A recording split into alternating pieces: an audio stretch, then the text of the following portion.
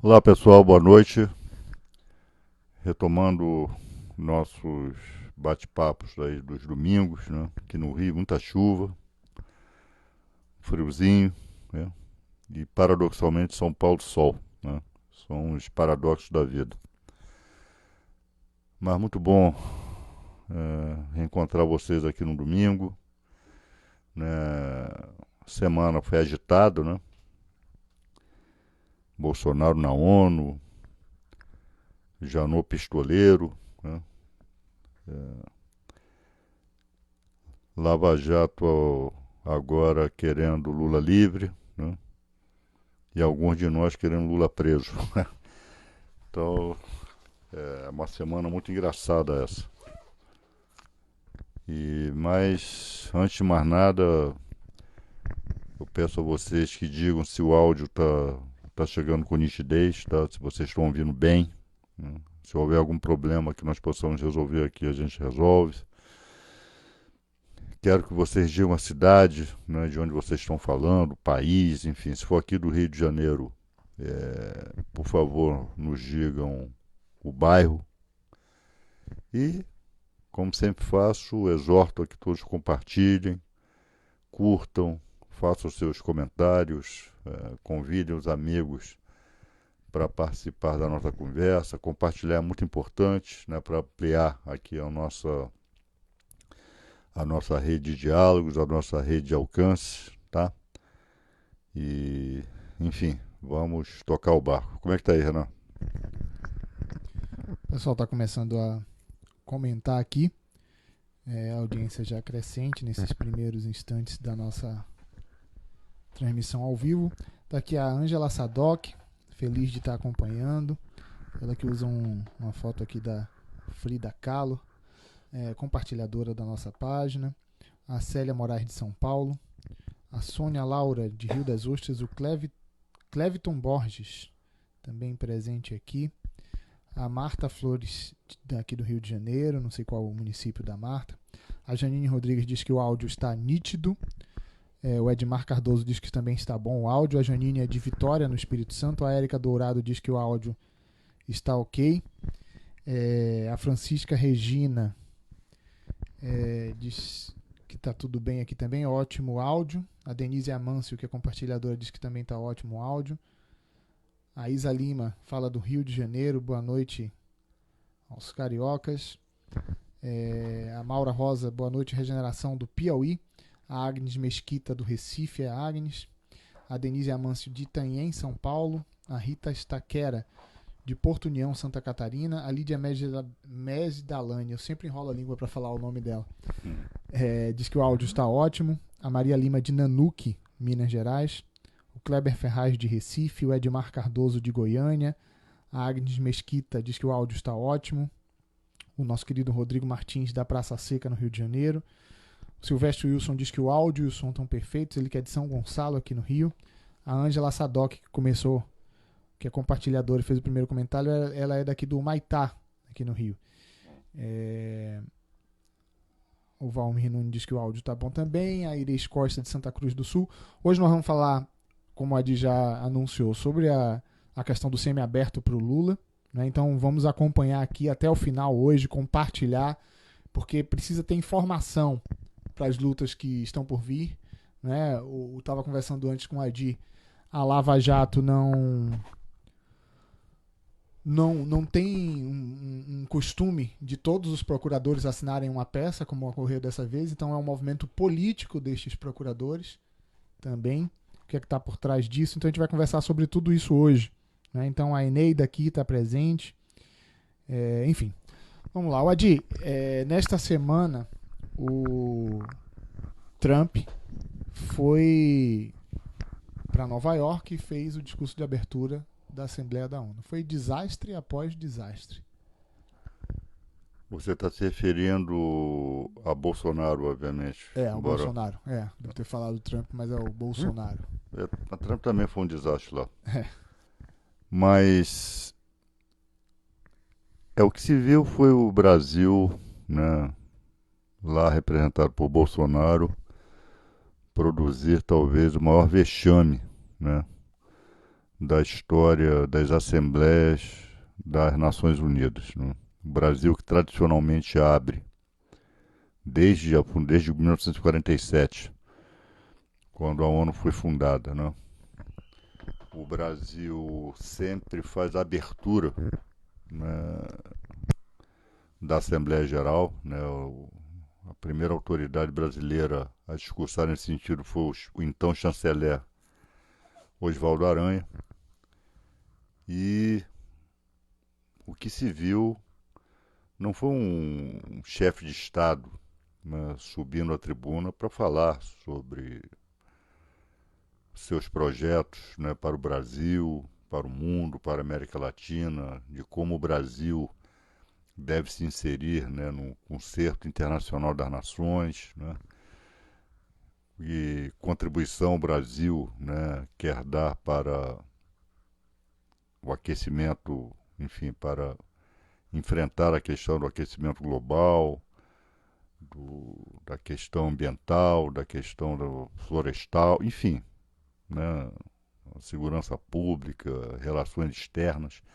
Não, o que se viu foi um sujeito, um desqualificado, né, um bufão, um chefe de facção, não um chefe de Estado, né, um bufão de extrema direita, proferindo as maiores barbaridades, distribuindo xingamentos, né, colocando a imagem do Brasil lá embaixo. Esse sujeito, claro que exigir dele que falasse como chefe de Estado seria exigir muito, coisa que ele não é, ele é chefe de facção, né? Dizem alguns até que facção criminosa, mas um pouquinho de verniz, né? Eu esperei, sinceramente, até o último momento, não, esse cara vai passar um verniz aí, o Itamaraty, nada. Provavelmente foi assessorado lá por um dos zeros lá, né? Ou 01, ou 02, ou 03, enfim.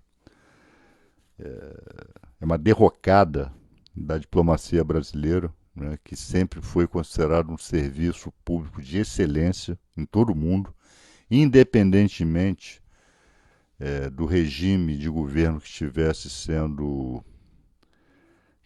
em vigor no Brasil, mas a diplomacia brasileira sempre teve um padrão de excelência. Esse sujeito ele está destruindo a imagem da diplomacia brasileira. E ele insiste, mesmo em se tratando de um espaço global, né, em que todos os países, todas as nações do mundo praticamente estão reunidos, né, ele insiste em falar para o seu núcleo duro, né, a matilha fascista, né, que sustenta o seu governo, né. Então, ofendeu lideranças indígenas como Raoni, ofendeu chefes de Estado, ainda que não tivesse mencionado os nomes, mentiu, né? Mentiu dizendo que as queimadas na Amazônia não eram da extensão com que estava sendo divulgado, que isso estava sendo enfrentado, né? Além do mais é mentiroso. Enfim, não disse nada que prestasse, né? Foi um discurso para ser jogado na lata do lixo, né, como é o seu governo. Então, é o Brasil, né, lá vai o Brasil descendo a ladeira. Né? O Brasil descendo celeremente a ladeira e só de pensar que em tempos recentes, como o presidente Lula era festejado, como os seus discursos na ONU, em todos os fóruns internacionais, eram discursos densos, eram discursos com uma visão clara, né, do mundo, né, que estava inserido, do seu país, né, o Brasil, como ele era disputado, a sua atenção era disputada pelas demais lideranças mundiais que sempre queriam conversar, pelo menos bater uma foto com o presidente Lula. Né? Então o presidente sempre tinha uma agenda assoberbada por reuniões bilaterais, né, com outros chefes de Estado, quer dizer. E esse sujeito, por onde ele passa, ele espanta as pessoas. Né? Ninguém quer sair na foto com ele, ninguém o procura, ele não tem qualquer prestígio, muito pelo contrário. Hoje é uma figura negativa, uma espécie de vilão, né, internacional. Né? E isso se trouxesse consequências tão somente para ele, né? Mas não, traz consequências para o Brasil e para o povo brasileiro. Né? O Brasil daqui a pouco vai ser considerado um pária internacional, sobretudo no que diz respeito a questões ambientais, a questões ligadas a direitos humanos, né? Temas que gozam, né, da hostilidade desse sujeito. Né? Aliás, qualquer coisa que diga respeito ao processo civilizatório, à dimensão civilizacional, esse sujeito é hostil. Né? Então, é uma página aí que fica, não vai ser virada tão cedo, né? Vai ficar essa mancha até que esse indivíduo venha a ser sucedido por um governante que efetivamente honre, né, o seu mandato, que não é o caso dele. Então essa mancha o Brasil vai carregar por muito tempo, né? Esse ter um presidente tão desqualificado, né, tão desclassificado, né, tão desprestigiado, né, daqui a pouco odiado, né, pelo resto do planeta. Como é que tá aí, Renan? O pessoal está comentando bastante aqui, mas destaca aqui a Wanda Turco. Ela disse que está louca para ouvir os argumentos jurídicos sobre o semiaberto, a questão do Lula hoje, que nós vamos tratar, pessoal. Então vamos compartilhar esse vídeo, acompanhar aqui até o final, para a gente escutar o Adi colocando as questões jurídicas e políticas que estão envolvidas neste pedido da Lava Jato para o semiaberto do Lula. Registrando que é o tema de hoje, principal tema de hoje da nossa live aqui. Eu vou...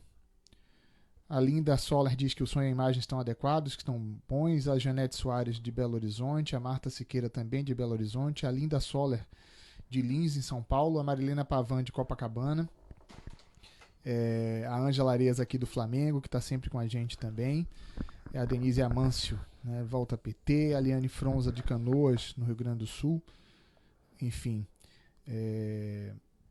tem bastante gente aqui. Eu vou ler aqui algumas pessoas que estão acompanhando. Duas Ângelas, a Freire do Recife e a Duarte de Itaboraí, aqui no Rio de Janeiro, a Edneia Bestete de Osório, no Rio Grande do Sul, a Érica Dourado de Brasília, ela que é uma compartilhadora nossa da página, a Betina Viani do Maitá, ela diz que o som e a imagem estão ótimos, a Eledice Sacramento da Tijuca, aqui no Rio de Janeiro, o querido Cláudio Melo, companheiro militante histórico do PT de Teresópolis, manda um abraço. Fomos garfados mais uma vez hoje. O Gessiliano Teixeira, de Betim, Minas Gerais. A Maria do Céu Medeiros, de Currais Novos, do Rio Grande do Norte. A Wanda Turco, que eu falei agora há pouco, está louca para ouvir os argumentos e as questões jurídicas sobre o semiaberto. Não sei se ela é de Imbé ou de Santa Maria. Ela estava reivindicando aqui nos comentários a construção do PT nesses municípios. Mas a Márcia Gaia, de Valença, ela que é compartilhadora aqui do Rio de Janeiro. O Artolino, do município de Cidreira, no Rio Grande do Sul, ele diz que é no litoral norte do estado, deve ser ali perto de Torres. A Marilena Pavan de Copacabana, como eu já falei. Quem mais está aqui? A Cíntia Mesquita de Manaus. Nosso querido Francisco Oliveira está aqui presente também. A Melânia Marinho, que é compartilhadora de Patos, na Paraíba. O Lázaro Oliveira, da cidade de Luz, Minas Gerais. O Joaquim Nascimento diz que o sinal está ótimo. O Daniel de Soledade, na Paraíba. O Valdecir Perim, de São Paulo. O José Carlos Lacerda, de Ouro Preto, Minas Gerais. A Maria Goretti, de São José dos Campos. Ela me lembrou a Goretti, não sei se você recorda, a Goretti, que é de Campos, onde ela quase foi da assessoria. Não sei se você ouviu ela que criou o Petinder, né? Essa semana aí que foi um dos memes da internet. Enfim, a Melânia de Patos, de Aracaju, acompanha a gente, a Maria Elina Kikuchi, de Petrolina, Pernambuco, Edvaldo Amâncio. Então é isso, pessoal, vamos compartilhar, né? Curtir, comentar, é bem importante pra gente. Adi, o que é que acontece num país sério quando uma autoridade articula com outras autoridades para investigar inimigos políticos? Nos Estados Unidos, a presidente da Câmara dos Deputados abriu processo de impeachment contra o presidente. Há uma... O Trump tentou esconder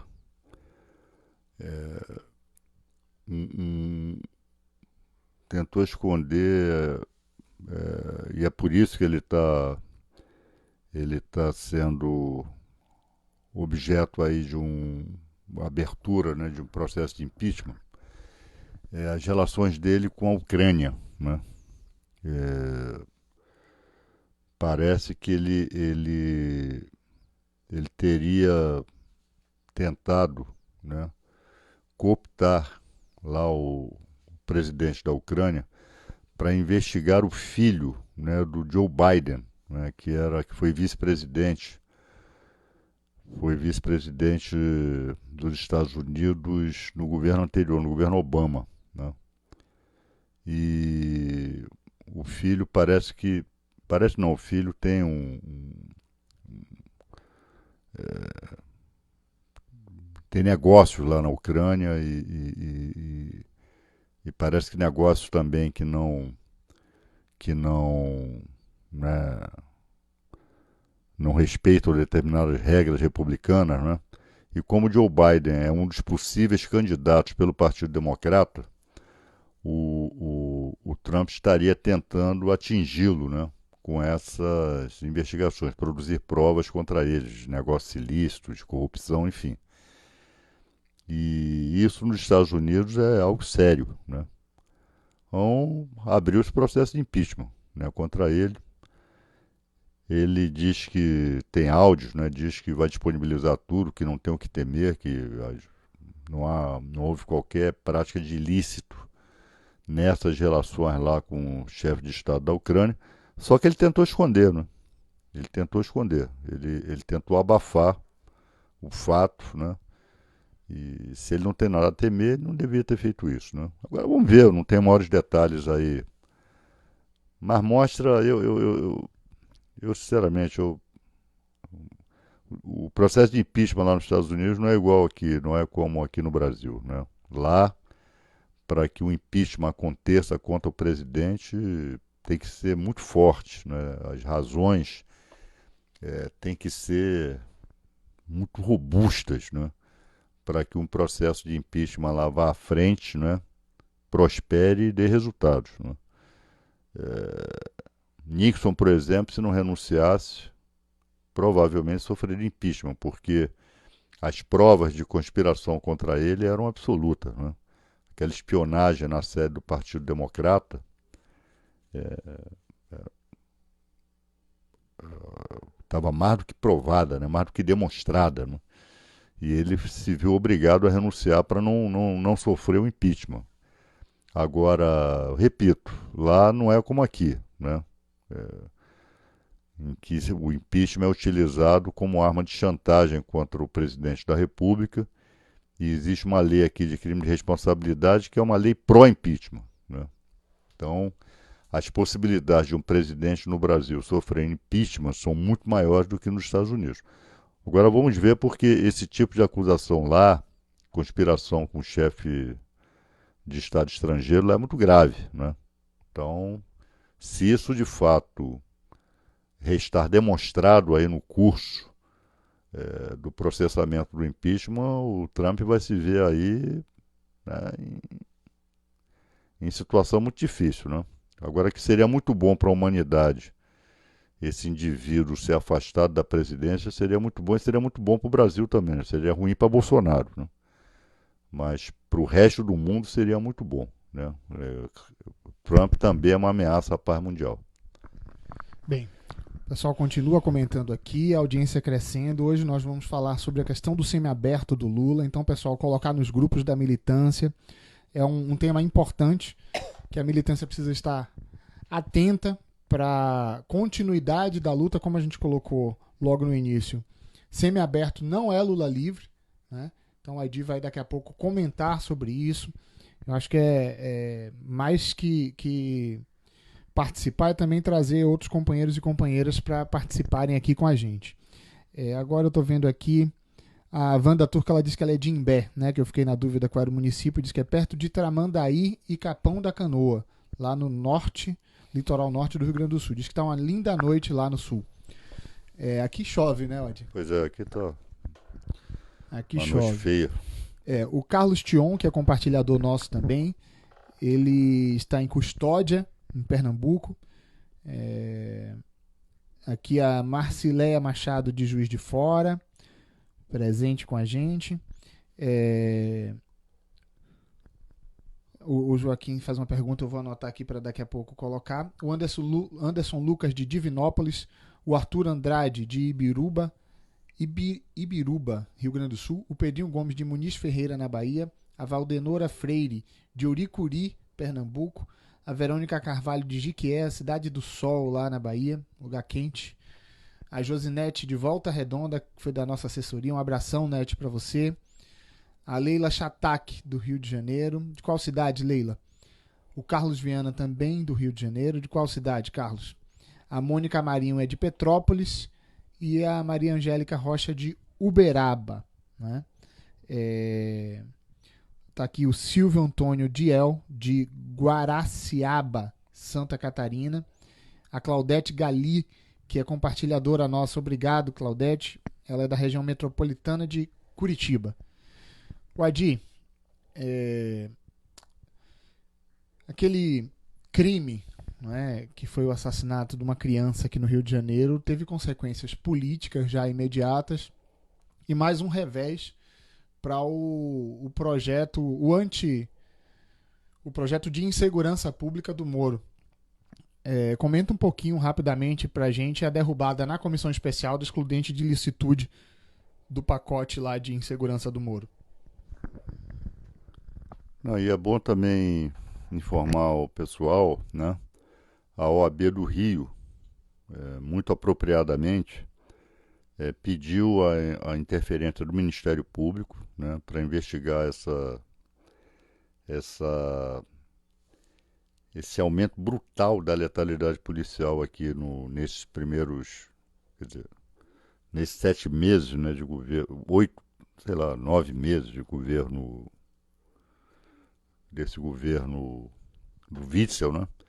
E o Ministério Público acolheu, né? Então, está aberto um processo investigativo em sede do Ministério Público do Estado do Rio de Janeiro para apurar, né, essas causas, as circunstâncias em que vem se dando esse morticínio, né, que vitima também os policiais. Né?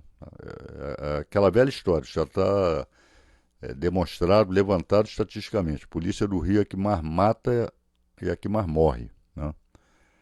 E fica aqui de parabéns, né, a OAB do Rio de Janeiro, que eu tive a honra de presidir aí alguns anos atrás. E lá na Câmara aconteceu, as pessoas perceberam, né, os deputados, mesmo aqueles mais volúveis, né, aqueles que gostam de flertar, né, com um certo fascismo de opinião pública, que quer mais punitivismo, que quer mais tipos penais, né, que essa exclusão de licitude, na verdade, é a licença para matar por parte da polícia. Né? E na comissão especial caiu. Né? É claro que eles vão tentar plenário, vão tentar CCJ, mas acho muito difícil nesse momento, por a própria desmoralização pessoal, política e pessoal do senhor Sérgio Moro, que não goza mais de qualquer credibilidade, né, por conta da Vaza Jato. Acho muito difícil. Em outros tempos, não. Até bem pouco tempo atrás, com certeza isso passaria. Né? Porque na prática a polícia já tem essa licença para matar. Na prática, ela mata e pronto. Só que eles queriam legalizar essa prática, sob o argumento de se tratar de legítima defesa. Então, infelizmente, teve que ocorrer uma tragédia, né? Mais uma tragédia, agora vitimando uma criança, para que deputados se dessem conta do que eles poderiam estar aprovando ali. Que aí sim, seria, eu acho, sobretudo aqui no Rio de Janeiro, essa matança policial iria quadruplicar. Né? Então vamos continuar lutando para que essa figura bizarra da exclusão de licitude por parte da ação policial que resulte em morte, ela não prospera, ela não vai à frente. Bem, algumas pessoas estão comentando o seu tom hoje mais sereno, o Adi está preocupado. O tema hoje é sério, né? A questão do semiaberto não ser a liberdade do Lula. O Adi, já a gente entra no tema principal da noite, então eu reforço aqui o pedido para a nossa turma compartilhar nas suas timelines, compartilhar nos grupos da militância. Eu estou contrariado também porque o Vasco foi garfado lá no Pacaembu. Essa história de VAR, né, acaba também legitimando, né, o garfo, né, que é a coisa antiga no futebol. Então nós fomos criminosamente garfados lá no Pacaembu hoje. Eu não vi o jogo hoje, mas vamos lá. A Sandra de Maceió, Alagoas, a Olga Maria de Garopaba, Santa Catarina, a Margarida Ferreira de Lima Vieira, ela é de São Paulo. Quem falou que você estava com um semblante preocupado foi a Tere Miller. A Rosângela Estevam de Petrópolis. Quem mais está aqui? De Três Cachoeiras, no Rio Grande do Sul. O Kleber Oliveira, ele pergunta aqui quais serão os próximos passos do PT. Então daqui a pouco a gente começa a abordar isso. O Ricardo do Recife, o Getúlio de Itapecerica da Serra acompanha a gente aqui. A Verônica Calado do Rio de Janeiro. A Bianca Pisol. Enfim, daqui a pouco, pessoal, a gente só reforçando, a gente entra no tema da noite, que é o semiaberto do Lula, né? Isso é o Lula livre? Então vamos conversar sobre isso. A Adi vai passar algumas informações do ponto de vista jurídico e um posicionamento político sobre o tema. O Adi, o Aras tomou posse na Procuradoria-Geral da República. Eu queria que você comentasse isso também, mas para juntar em 2 pontos, juntar agora aqui 2 pontos para a gente avançar. Essa semana também foi um ex-procurador-geral da República, ele declara que foi armado ao STF. Enquanto o advogado precisa passar por detector de metais, em alguns locais é humilhação mesmo que tem que acontecer para um advogado entrar num tribunal. O Janot diz que foi armado ao STF para matar Gilmar Mendes, né? Que quase chegou a cometer um crime. Então, a posse de um novo procurador, qual a expectativa? E o Janot, o que é que deve acontecer aí a partir dessas declarações deste irresponsável? Olha, posse do Aras ganha importância pelo fato de ser um procurador-geral da República. Primeiro, que não tinha nome em lista tríplice, né? Então, pela primeira vez, né, em anos, né, o atual presidente, aliás, corretamente, não se submeteu à lista tríplice da Associação Nacional de Procuradores da República. Assim o fez e o fez corretamente, né? Não estou elogiando aqui Bolsonaro, não. Porque a Constituição assegura ao presidente da República, compete a ele nomear o presidente da República. Não há qualquer outra condicionante para isso, né?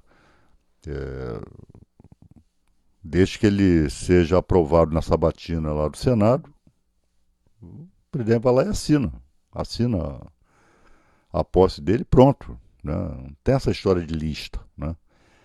E ele, em diversas ocasiões, antes e no discurso de posse, ele se dizendo respeitador da legalidade, do devido processo legal, e falando expressamente em adequar, né, a Lava Jato, se é possível, torná-la adequada ao ordenamento jurídico constitucional. Então, vamos esperar. A gente só vai saber como vai ser o procurador depois que ele começar a atuar, né? Então, os próximos dias aí, os próximos meses, nós vamos ver qual é de fato o compromisso dele com a legalidade, qual é de fato o compromisso dele em resgatar, né, em recuperar a imagem do Ministério Público, que está manchada, né? A Vaza Jato, né, demonstrou que a Lava Jato, né, é uma organização criminosa, em que seus integrantes praticaram e provavelmente ainda pratiquem crimes das mais diversas naturezas, tudo em nome de um suposto combate à corrupção que eles próprios estavam praticando, né? Então, e tudo isso, né, na semana em que o ex-procurador-geral da República, Rodrigo Janot, outro que nós sempre denunciamos, né, como um integrante, né, criminoso, né, da Lava Jato, ele veio a público confessar, né, e aí não me perguntem por que ele fez isso, porque aí isso vai ficar para os anais da psiquiatria, é melhor chamar um psiquiatra para entender o que ele fez. Ele está lançando um livro, né? Não sei se ele quis, com essa, com essa confissão absolutamente despropositada, eu não sei se ele quis chamar atenção para o seu livro. Agora, ele chamou a atenção, foi para ele, né?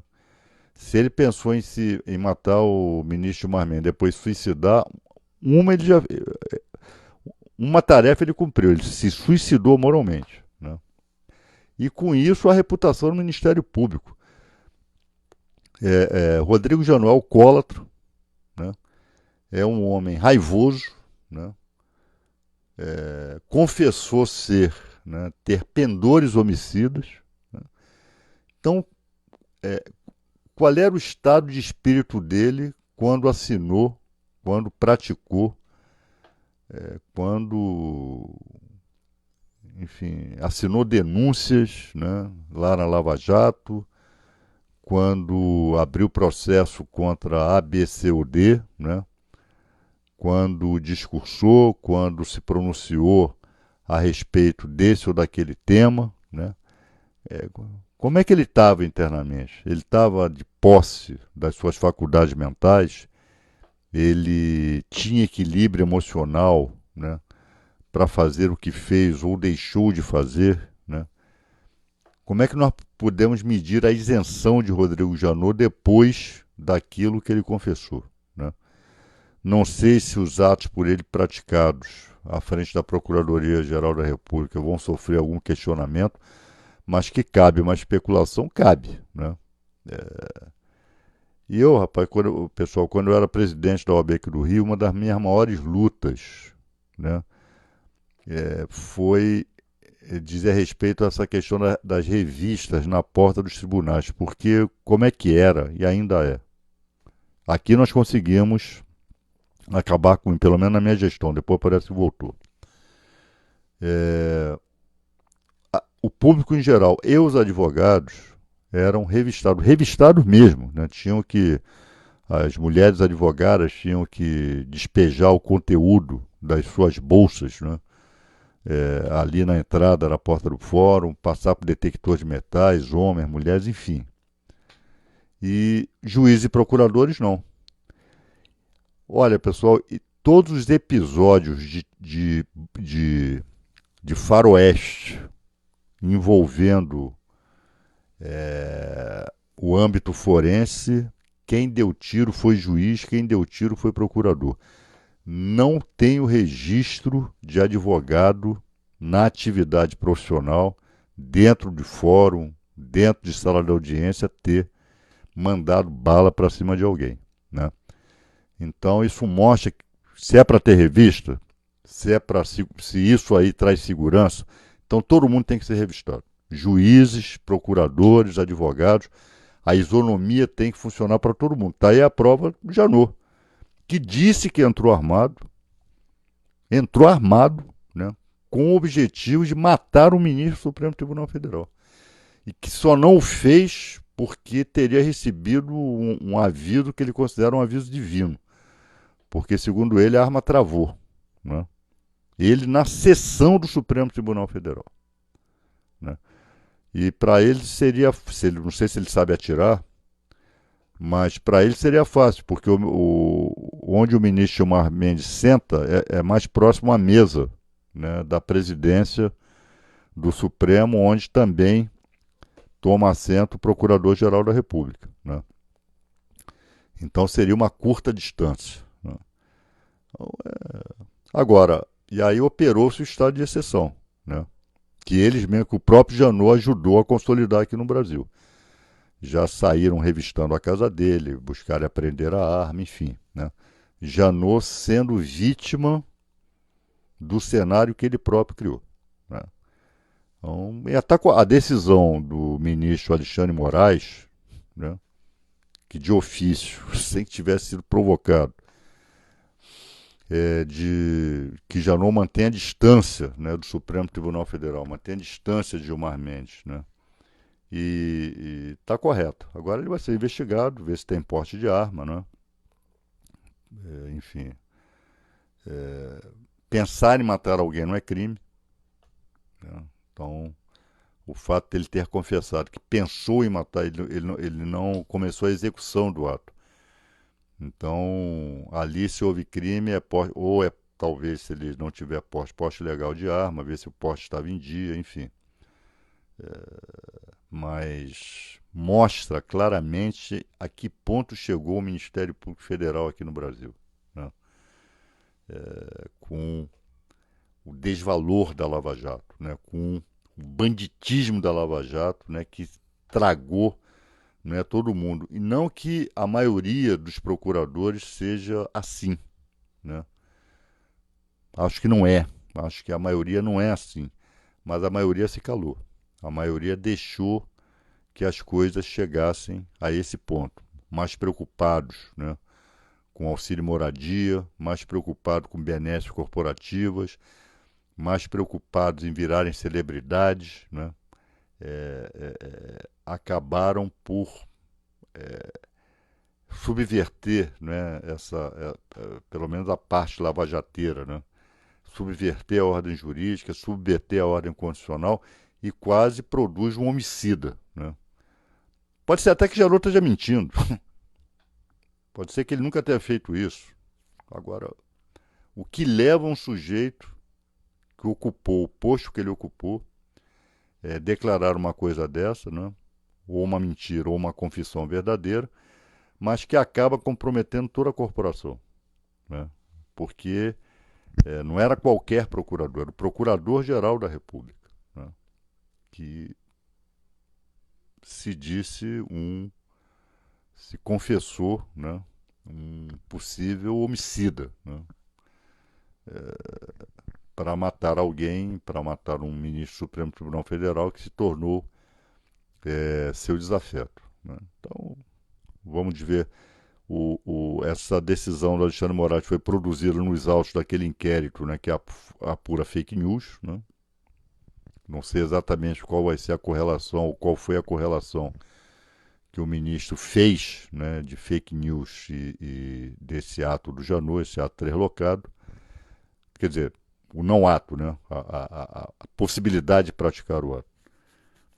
E, enfim, em relação a isso, vamos ver. Agora, isso mostra, né, que o Ministério Público vai ter que ser reconstruído, né, nas suas práticas e vai ter que ser redesenhado no plano constitucional, né?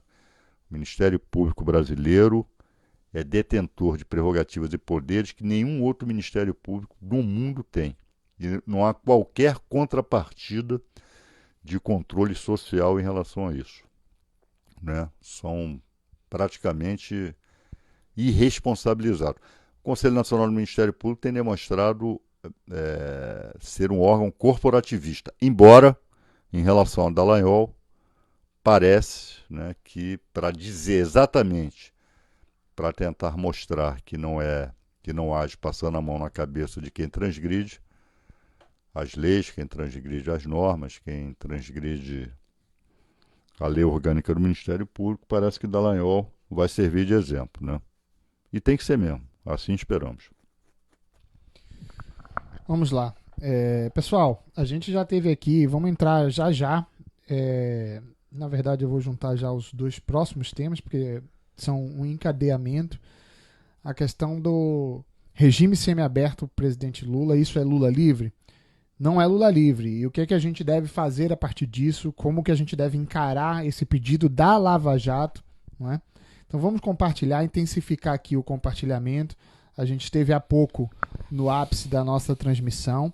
Eu vou lendo aqui contando com vocês para que a gente compartilhe mais, que a gente comente, curta, para que mais pessoas possam assistir aqui a nossa pauta principal, a nossa conversa na pauta principal. Então, eu vou ler aqui. Estão aqui com a gente a Ana Vieira, de Porto Alegre, o Gilmar Magal, que é compartilhador. Ele perguntou sobre o que você acabou de comentar sobre o Janot. O Yuri Kiev, de Belém, do Pará. A Isabel Magalhães, que é de Niterói. O Jairo Balbino, que é de Uruaçu, Goiás. O Isley Ribeiro, de Araçatuba, São Paulo. O José Jorge Mendes, de Copacabana. Aqui presente também o nosso querido Cláudio Fernandes, de Piratininga, Niterói, sempre aqui com a gente. Eu não sei se ainda está com a gente, mas deu uma passadinha aqui o nosso querido senador Lindbergh Farias, né? Estava acompanhando aqui. Eu estou vendo aqui a Rosângela Estevão, de Petrópolis, né? Quem mais? A Margarida, de São Paulo. De Três Cachoeiras, o Kleber Oliveira. Aqui está também a Lúcia Oliveira, de São Paulo, ela que é compartilhadora. Eu vou fazer o seguinte, para se tornar compartilhador, basta compartilhar em alguns grupos, nas suas timelines. Eu vou garantir aqui pelo menos 3 perguntas sobre o tema do semiaberto, para que os nossos compartilhadores, vou ficar atento aqui, pelo menos 3 perguntas que os compartilhadores fizerem, a gente garante que o Adi vai responder. Aqui de Taguatinga está o Louro Garcia, de São Paulo a Benedita Souza. Vamos lá, chegando ao final aqui. A arma do Janot estava enferrujada. Se ele tentou puxar o gatilho, isso muda juridicamente alguma coisa? Mas aí também não tem como. Porque ele não apontou a arma, enfim, o que ele diz é que estava com a mão na arma, mas tentar destravar a arma, se já pudesse ser o início da execução, aí efetivamente isso. Mas, enfim, disse que só foi impedido por. Ele sentiu, foi um aviso, né, o fato de ter travado. Mas ele não chegou a apontar a arma, não chegou a tentar, né? Então... o Lindbergh está aqui te convidando para participar amanhã do programa À Esquerda. Claro, tá? Claro. Abraço, Lino. A Érica Jardim de Palmas, do governo do Tocantins. O Paulinho Atuante diz que a Fiocruz está aqui presente. Quem está acompanhando a gente de Araras, em São Paulo, é o Fábio Pereira, que é compartilhador nosso também. A Norma Augusta da Usina, aqui no Rio de Janeiro. A Elizabeth, compartilhadora de Coutinho. A Elizabeth Coutinho, que é compartilhadora nossa, está em Januária, Minas Gerais. A Maria Sevilha está na Lagoa. Quem acompanha a gente de Belém, de Bagé, desculpa, é a Cleusa Moreira, lá no Rio Grande do Sul. O Adailton, de São Paulo. De Londres está aqui a Gilda Regalino. É a compartilhadora Célia Medeiros, do Recife. E a Marli Lourenço, de São Paulo. Vamos entrar logo no tema que precede, mas que tem um desdobramento no pedido da Lava Jato. O STF formou nessa semana uma maioria e impôs uma derrota à Lava Jato, que abre caminho para anular sentenças, inclusive no caso do sítio, parece que estaria enquadrado para voltar ao início do processo, o processo em que o nosso presidente Lula eles condenaram, né, o do sítio de Atibaia. E a partir dessa maioria, porque os lavajateiros estavam com a expectativa de condenar o Lula em segunda instância, para mesmo que ele tivesse um habeas corpus num processo, ele continuasse encarcerado a partir dessa questão do sítio. Mas eles perderam essa e logo em seguida, numa peça assinada por quase uma dezena ou mais de procuradores da Lava Jato, que parece que não é usual, eles pedem o semiaberto para o presidente Lula. Vamos lá.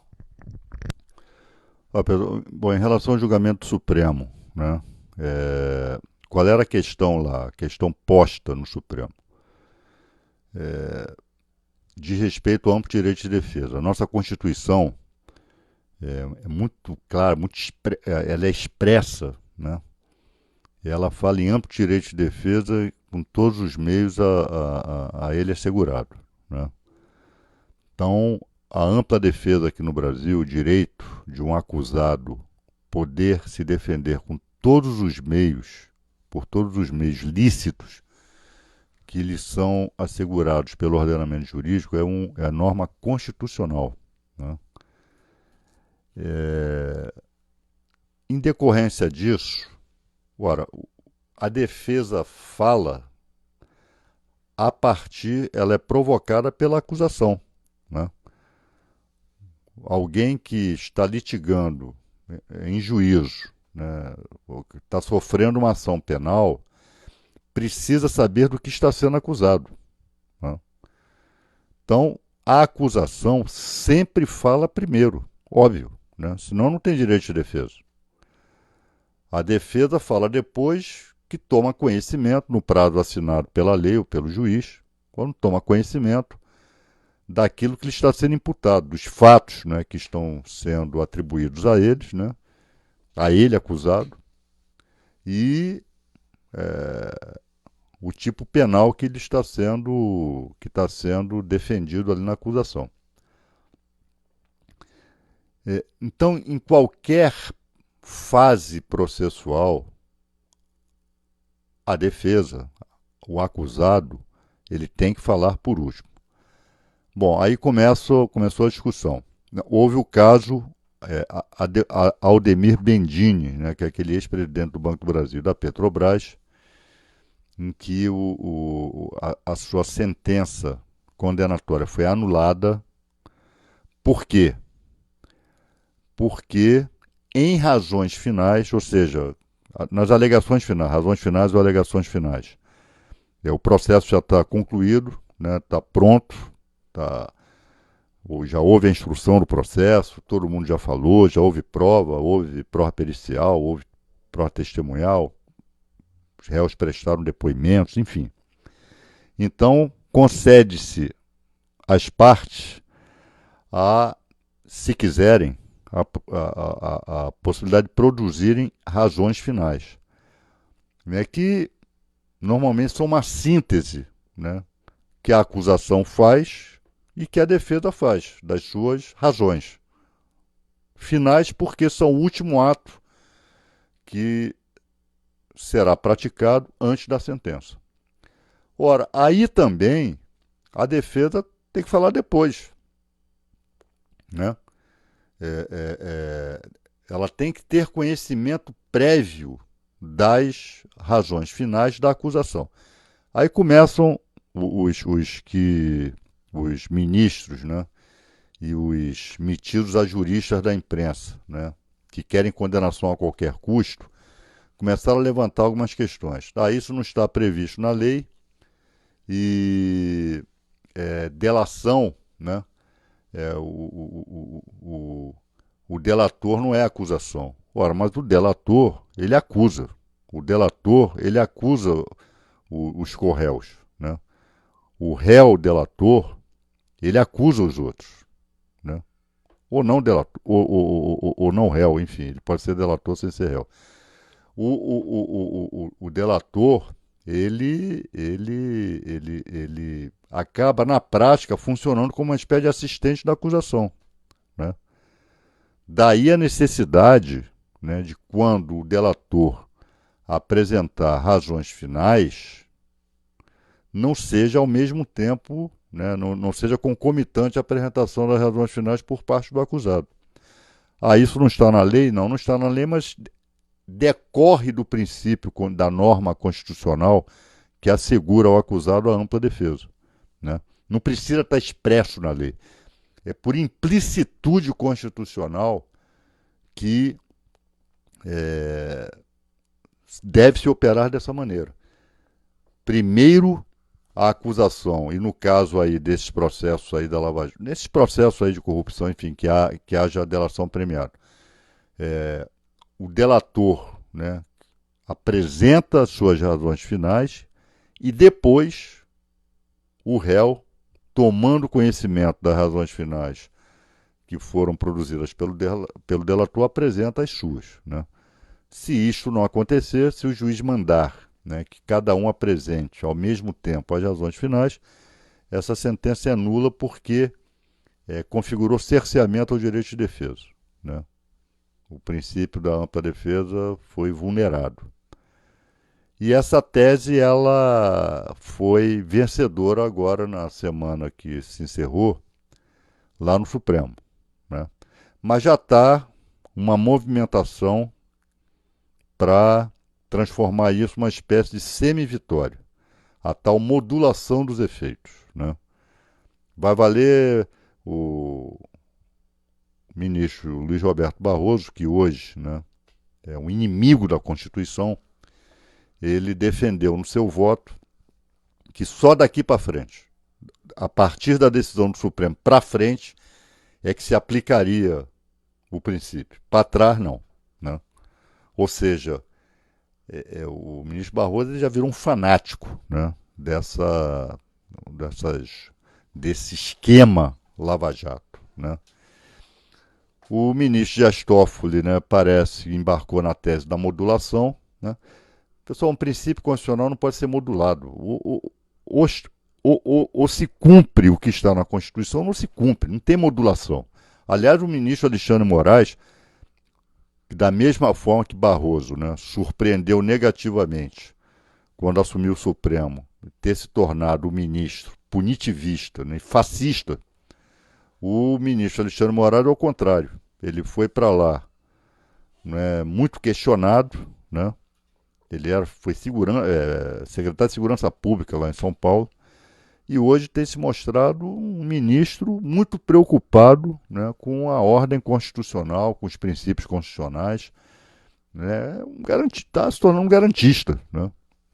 E fez um voto irretocável, um voto brilhante, né? E ele já atacou essa questão da modulação, disse que não cabe modulação aí, até pelo próprio quórum, né? De acordo com ele, há precedente no Supremo de que para que uma decisão ela venha a ser modulada, né,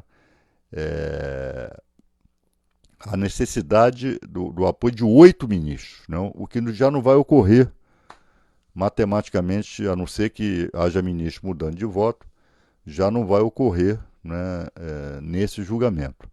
Então isso vai ser retomado, se não me engano, na semana que vem, na terça ou na quarta-feira, e vamos ver como é que fica isso, se vai ser modulado, como é que vai ser modulado, né? E na questão, né, do presidente Lula em relação a isso, o que seria anulado seria a sentença, não é o processo todo, não. Seria anulada a sentença, né? Porque o juiz, nesse caso, mandou que os delatores apresentassem as razões finais ao mesmo tempo, né, dos delatados, né? Então, só a sentença seria anulada, teria que ser produzida uma nova sentença. O processo não volta ao seu estado de origem, né? Ele anula a sentença para outra ser produzida, né, à luz, obedecida a essa ordem, né? Então, se acontecer, né, de a sentença ser anulada, o juiz do caso, que não é mais o Moro, obviamente, né, então o processo vai sair do TRF, né, então o TRF não vai julgar agora porque não há sentença, não haveria sentença, teria sido anulada, e vai mandar os delatores, acusações, apresentarem as suas razões finais, e após isso vai abrir prazo para que a defesa apresente as suas razões finais. Feito isso, o processo vai à conclusão para a sentença, tá? Ou seja, no caso da suspeição, volta para o início do processo. Mas não é esse não caso. É esse o caso. Não é esse o caso. Neste caso, anula a sentença. Isso. Né? Isso. Tá. Então acho que isso tá claro. E agora a gente entra na questão do. Tem uma pergunta aqui. A Érica Jardim, que é a compartilhadora, ela quer saber se há a possibilidade de alteração no STF em função da suspensão do julgamento. Ou seja, os votos proferidos podem mudar do ponto de vista formal? Pode, porque a sessão vai ser retomada, né? O julgamento não se encerrou. Inclusive, se não me engano, o ministro Marco Aurélio vai votar também. E provavelmente vai votar com a tese. O ministro Marco Aurélio é reconhecidamente um garantista lá no Supremo Tribunal Federal, está pegado à ordem, aos princípios e normas constitucionais, né? Então, e aí nós vamos ver o que o presidente do Supremo, Dias Toffoli, vai propor. Ele já deixou mais ou menos subentendido que vai defender a modulação dos efeitos. A tendência, o que o ministro Toffoli talvez venha a propor é que o, quem alegou desde o primeiro grau, quem vem alegando, olha, a defesa tem que falar depois, a defesa tem que falar depois, não alegou só lá em cima, lá no Supremo, no STJ ou no tribunal, né, mas vem alegando desde do primeiro grau, aí tudo bem. Aí vai se aplicar a tese vencedora do julgamento da semana passada. Agora, quem não fez isso, quem só fez agora, ou no Supremo ou na Corte Superior, aí não estaria compreendido, o seu processo não estaria compreendido pela tese. Me parece que é isso que vão jogar, né, para assegurar, né, boa parte das decisões da Lava Jato, né? Vamos ver o que vai acontecer semana que vem. Mas neste caso, esse tipo de modulação a qual você se referiu agora, o presidente Lula estaria incluído. Seria anulada a sentença, porque o presidente Lula recorreu alegou desde o primeiro desde o grau. primeiro momento. Né? Ou seja, os advogados de forma diligente, têm acompanhado. Mas só preste atenção, pessoal, antes de ficar soltando foguete, pelo seguinte: esse juiz substituiu o Moro, é do mesmo estilo. Vamos lá. Do Luiz Augusto Bonassa, se não me engano. Não. Não teremos mais a alegação de que Moro. Porque Moro instruiu o processo todo. Quem deu a sentença foi a doutora Copia e Cola, né? Foi ela que deu a sentença. Então, cai por terra o Copia e Cola, cai por terra a suspeição do Moro, né? O juiz vai pegar o processo como ele está e vai apenas, repito, mandar produzir razões finais na ordem determinada pelo Supremo. Primeiro a acusação, depois a defesa. E aí a gente não vai ter mais como alegar suspeição, etc, copia e cola, etc, tá? Então, são as voltas que a vida dá. Uma questão interessante aqui levantada pela Jucimara, ela diz o seguinte, ela invoca aqui o princípio que a lei penal ela pode retroagir somente para beneficiar o réu. Sim. Né? Essa discussão é uma discussão sobre um tema, vamos dizer, novo, não há uma jurisprudência consolidada sobre isso, ou seja, se é possível ou não, no caso, quando há um réu delator, de que o réu delator deve falar primeiro, que o réu que não é... Aí não é questão de ser novo ou não ser novo, é questão do princípio constitucional da ampla defesa, né? Decorre da norma constitucional da ampla defesa. Não está escrito na lei, mas por implicitude constitucional, a defesa fala depois, porque a defesa precisa saber o que a acusação está dizendo. Não é uma novidade, e os delatores não é uma novidade, né? É novidade do ponto de vista factual, porque agora, né, com essa questão de delação premiada, que é recente, da lei de 2013, se não me engano, toda essa sistemática de funcionamento das delações, né, que virou uma indústria, não é? Ela vem dando aso aí às mais diversas interpretações, mas nesse caso aí, isso diz respeito a uma questão específica, que é o amplo direito de defesa, né? Então, o réu fala depois. Ponto. Não tem modulação, não tem essa história. Não tem um daqui para frente. De lá para trás, tá bom, houve atentado ao princípio constitucional não para defesa. Pô, isso é uma aberração, pô, né? E como se trata de princípio de ordem pública. E outra coisa que também a ministra Carmen Lúcia, que é muito cuidadosa para não melindrar, né, a opinião pública lavajateira, sustentou a tese, Não, ela defende a tese, bom, fala depois e tal, mas o réu tem que demonstrar que houve prejuízo. Demonstrar que houve prejuízo. O prejuízo se presume. Se uma norma constitucional não é obedecida, o prejuízo está presumido. Ele não tem que demonstrar coisíssima nenhuma. Né? É, não se pode conviver com violações da Constituição. Não se pode mitigar violações da Constituição. Essa é a Senão, minha opinião. senão imagina, o Supremo, em cada pedido nesse sentido, vai ter que analisar no detalhe. Exato. Na questão do presidente Lula é isso. Eu não solto foguete por causa disso, não. É claro que isto vai quebrar, né, o cronograma deles. Né? O cronograma deles provavelmente previa uma condenação no TRF da quarta região ainda esse ano. Né? Isto, sendo anulada a sentença, não vai mais poder ocorrer. Né? Não vai mais poder ocorrer. Agora, eu não solto foguete, não. Pode já entrando no tema seguinte, como a gente garantiu aqui para os nossos compartilhadores um direito aqui, vamos garantir mais, já tivemos uma, vamos fazer mais uma aqui, da Betina Vianney. Ela diz assim: no caso do triplex não houve delação ou provas, houve convicção do juiz. E aí? Eu acho que aí é a tese da suspeição do Moro, não é isso? Essa é a nossa defesa hoje, é uma anulação deste processo por ter sido conduzido por um juiz suspeito. A lei que prevê essa figura da delação premiada, ela é a lei é expressa. A delação por si só não é prova. Porque, sendo assim, basta que eu. Ô Betina, você assaltou ontem um banco. Pronto, basta eu delatar você. Eu estava lá e vi você entrando no banco às 10 horas da manhã, assaltou o banco. Né?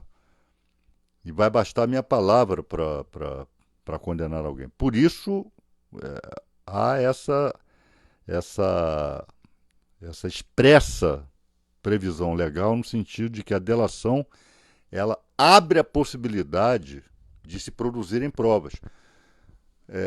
Porque qual é a tese dessa turma, da turma, né, que tem no combate à corrupção aqui no Brasil a sua missão de vida, né? Como se o Brasil não tivesse outros problemas tão ou mais graves. A corrupção não se pratica abertamente. O homicídio, o Janot entraria lá no Supremo e ia dar um tiro na cara do Gilmar e pronto. Seria filmado ao vivo em cores, não haveria dúvida de que Janot deu o tiro que matou o Gilmar. Ponto. Corrupção não. Né? Os crimes de colarinho branco, eles são feitos em surdina, eles para não deixar rastros. Então, qual é a ideia da delação? Pô, o delator ele abre a possibilidade objetiva, né, de aqueles rastros que não estão visíveis passarem a estar visíveis. Né? Agora, o que o delator tem que fazer? Ele tem que provar aquilo que está delatando. Então, ele tem que dizer onde é que estão os documentos, ele tem que dizer se tem áudio, ele tem que dizer se estão vídeos, se tem vídeo, onde é que estão esses vídeos. Ele tem que correlacionar, né, com outras provas aquilo que ele está dizendo que aconteceu. No caso do presidente Lula, nenhuma prova foi produzida. Ao contrário, o delator, esse Léo Pinheiro, ele mudou o depoimento dele 3 ou 4 vezes, até que ele disse o que os procuradores estavam querendo que dissesse. Né? Ele foi coagido a dizer. Ele foi solto agora, ele ficou mais de 2 anos preso, ficou 3 anos preso. Né? Depois que delatou e a delação foi homologada, né? Sem qualquer prova, né? Ele foi solto. Né? Então é por isso que se diz que o presidente Lula é um preso político, foi preso sem provas. Em relação a essa questão, pessoal, do semiaberto, etc., vamos lá. Como vocês sabem, no caso do triplex, o presidente Lula foi condenado lá pelo Sérgio Moro, né, que estabeleceu uma pena, não me lembro, de 9 anos. 9 anos e alguns meses, enfim. O Ministério Público também recorreu dessa decisão pedindo aumento da pena. Então, o TRF da 4ª Região, ao reapreciar o caso em grau de apelação, não só manteve a condenação, como aumentou a pena. Se não me engano, para 12 anos e alguma coisa. Nós recorremos ao Superior Tribunal de Justiça e o STJ, quando julgou, reduziu a pena. Como o presidente já tinha cumprido um determinado tempo de prisão, e a pena, ao ser reduzida, ele adquiriu o direito à detração da pena, o recálculo do regime prisional. Tá? Ele já tem direito ao semiaberto já desde lá de trás. Enfim, ele tem esse direito. Não há questões jurídicas aí. Ele tem o direito ao regime semiaberto. Ponto. Não há discussão jurídica nenhuma nessa questão. Ele tem o direito.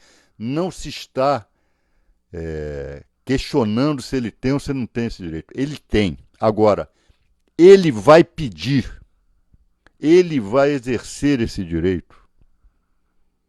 Ele vai chegar lá para a juíza, lá, aquela Carolina Lebo, juíza, eu já tenho direito à detração, eu já tenho direito ao regime semiaberto e peço que a lei de execução penal seja cumprida nessa parte, etc. Ele vai pedir isso? Ele disse que não vai. Ponto. Essa é a questão. Então, trata-se.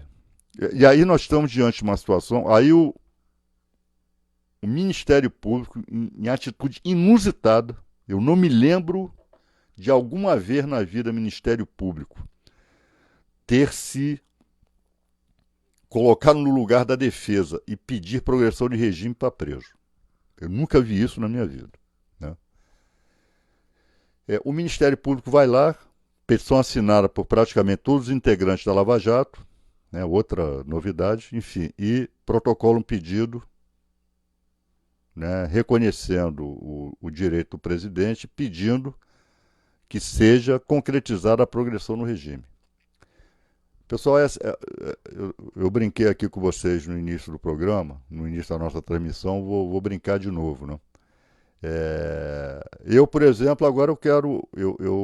Eles querem Lula livre, eu quero Lula preso. Em que sentido? Óbvio que eu estou brincando. Primeiro, nós temos que ver as razões do presidente Lula. O presidente Lula é muito cioso de como ele vai entrar para a história. Muita gente até hoje questiona, primeiro, ele não ter fugido para outro país, ter pedido, enfim, já que era um perseguido político, ter pedido asilo político em outro país. Muita gente até hoje questiona isso. Ele se recusou a fazer isso. Disse que não ia fugir, que ele tinha uma responsabilidade com o país e que ele não era fujão, que ele ia enfrentar as suas responsabilidades. Houve quem questionasse o fato de ele ter se apresentado à prisão, naquele fatídico dia, noite, lá em São Bernardo, né, em que parte da militância, inclusive, tentou impedir a sua saída para que ele se apresentasse. Ele disse que tem responsabilidade com o país e que não ia fugir. Né?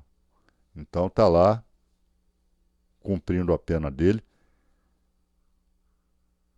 E ele, repetidas vezes, diz: só saio daqui com a minha inocência reconhecida. Então nós temos que entender as razões do presidente Lula.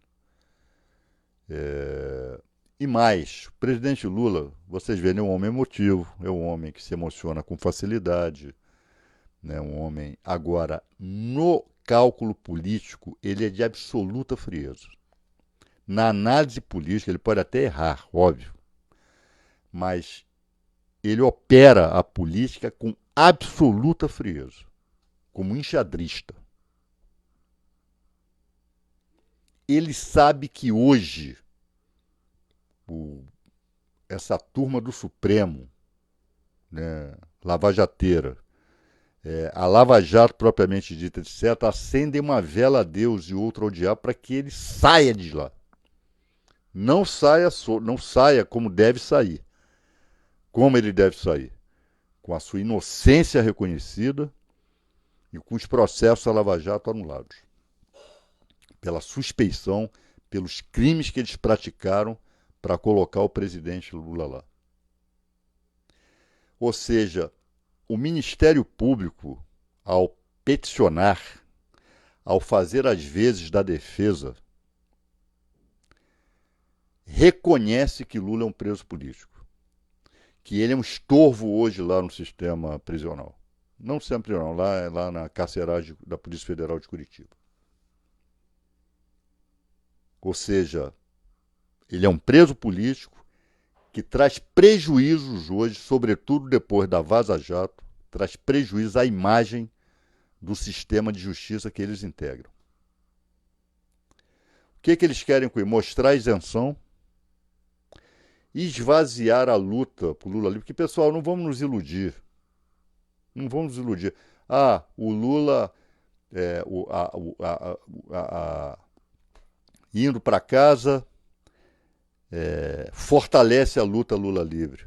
Pessoal, indo para casa, passa a impressão de que ele está solto, perde a carga, perde a força de que ele foi condenado ilegalmente e que a Lava Jato é uma organização criminosa, perde força, inevitavelmente. Nós não temos situação de mídia para estar explicando às pessoas detalhes técnicos. Prisão domiciliar é prisão. Quem sai em semiaberto é preso. Está preso. Não está solto.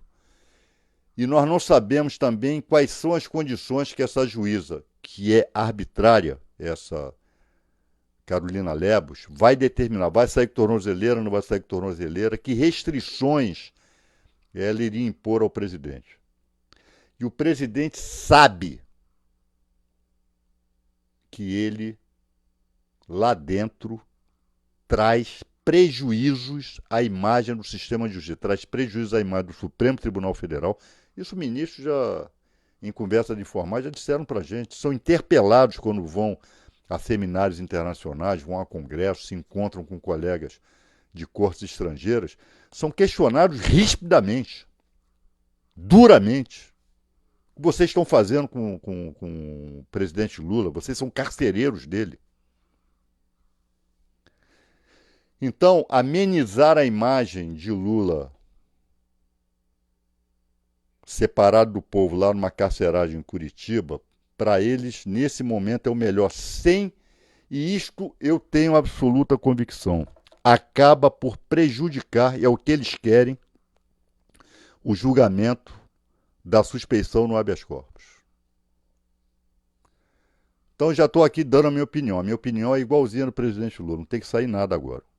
Nós temos que exigir o julgamento do habeas corpus, a declaração de suspeição de Sérgio Moro e dos procuradores. Não é só o Sérgio Moro, não.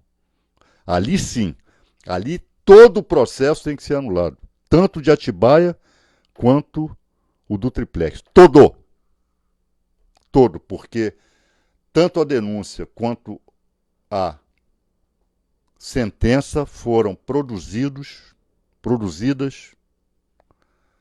por procuradores e juiz suspeitos, sem imparcialidade, sem isenção.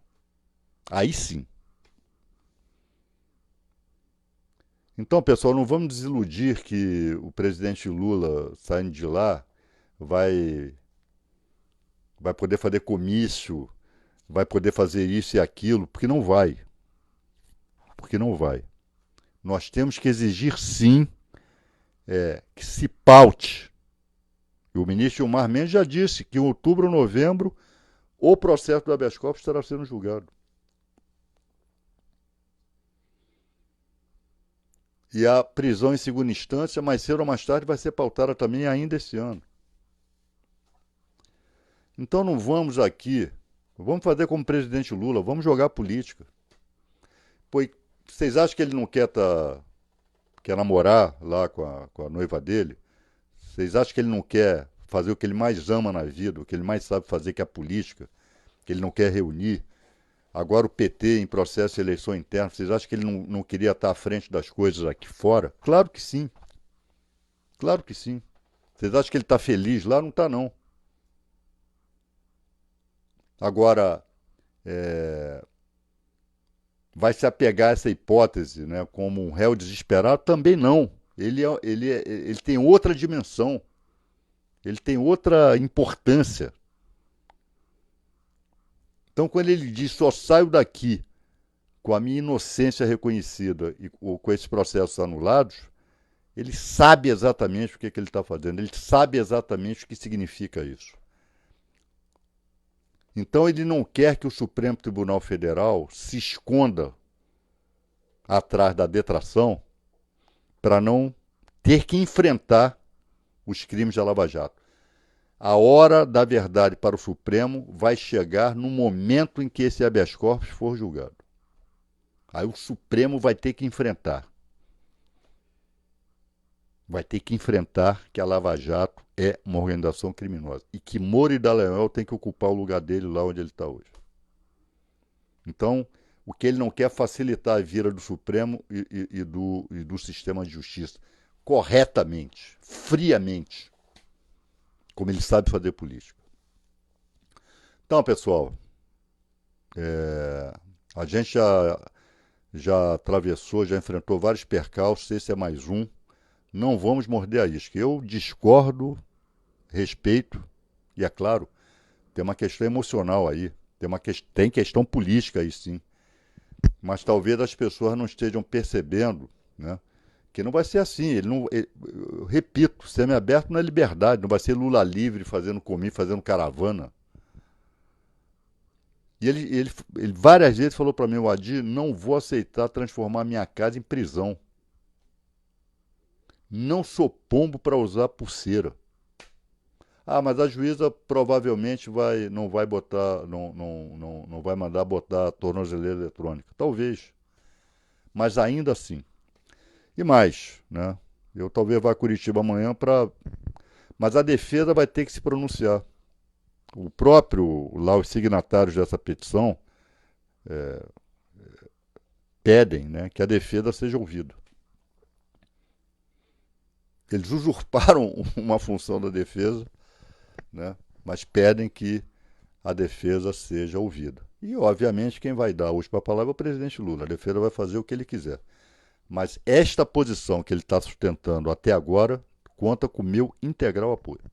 Pode ir.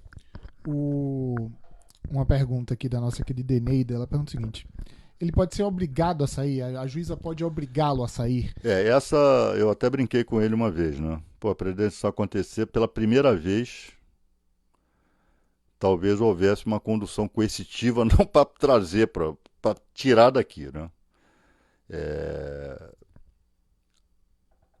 A princípio, pode.